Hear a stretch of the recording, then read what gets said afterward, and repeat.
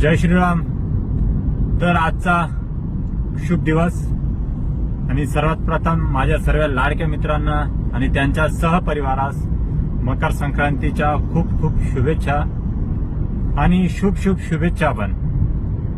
तर आजचा गोड दिवस, सर्वांनी तिळगुळ खा आणि गोड गोड बोला, तोंडावरच नाही तर आपल्या सर्वांचा मागून पण गोड गोडच बोला, कोणाला वाईट बोलू नका।